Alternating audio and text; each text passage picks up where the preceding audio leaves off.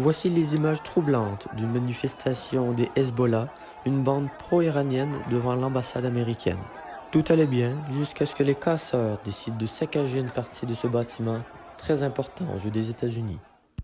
Suite au bombardement effectué par l'armée américaine qui aurait exécuté le général Soleimani tout près de l'aéroport de Bagdad, plusieurs hauts placés du gouvernement iranien pleurent sa mort avec beaucoup de respect. En ce matin du 8 janvier, les soldats américains ont eu toute une frousse lorsque 22 missiles se sont abattus sur la base Ain al-Assad. L'attaque aurait fait 11 victimes et l'Iran aurait revendiqué le bombardement. Mais pourquoi cela est-il arrivé? Pour tenter de mieux comprendre comment un événement si tragique a pu survenir, mon équipe et moi avons fait quelques recherches.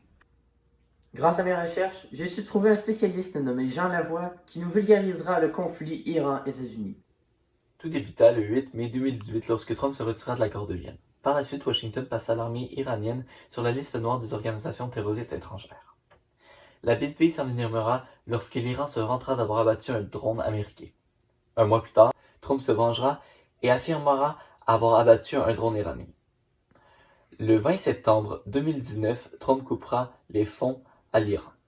Une grave sanction. Par la suite, le 27 décembre 2019, l'Iran attaqua la base américaine K1 située à Kirkouk, en Irak. Sans aucun scrupule, ils la bombarderont de 30 roquettes. Malheureusement, une de celles-ci tuera le sous-traitant américain qui était sur place. En voici les images vidéo de l'escouade canine qui fouille dans les décombres.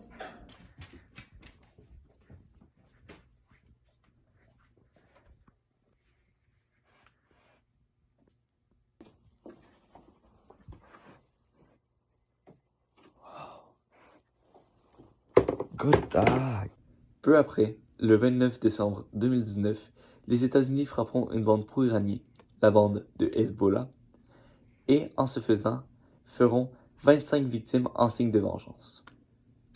La bande en question n'aimera pas cette attaque et ira se venger en saccageant l'ambassade américaine.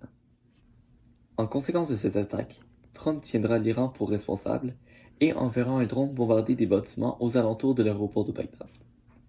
En ce faisant, il exécutera le général Soleimani, un général très respecté en Iran et vu comme terroriste aux États-Unis. Celui-ci aurait été une menace pour les citoyens des États-Unis. Le 4 janvier, à la suite de l'exécution du général Soleimani, Trump menaça de frapper 52 sites critiques en Iran pour symboliser les prisonniers américains tenus en otage 1 an à Téhéran. S'il y avait représailles, bien sûr. Malgré cet avertissement plus que sévère, 4 jours plus tard, l'Iran mène l'opération Martyr Soleimani en honneur du général Qassem de son prénom, contre une base américaine abritant des soldats.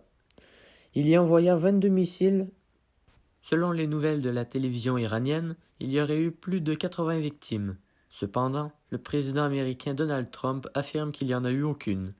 Aux yeux du lieutenant-colonel de l'armée américaine présent sur place lors des événements, l'intervalle entre les volées de missiles était assez long pour faire croire aux victimes qu'elles étaient hors de danger. C'était assez long pour nous faire croire que le danger était passé. Mais c'était faux. À chaque fois qu'on pensait que c'était fini, une nouvelle explosion retentissait. Selon moi, c'était calculé pour faire des victimes. Pour conclure ce court reportage, j'aimerais revenir sur quelques points importants. Les rivalités entre l'Iran et les États-Unis sont bel et bien existantes, et cela depuis plus longtemps que vous ne pouvez vous l'imaginer. L'équipe de CICTV et moi-même avons tenté de rester le plus neutre à l'égard des événements survenus il y a peu. Nous espérons vous avoir informé davantage, et nous espérons aussi vous revoir bientôt. C'était Claude Uchad, de CCTV, Merci, au revoir. et à la prochaine!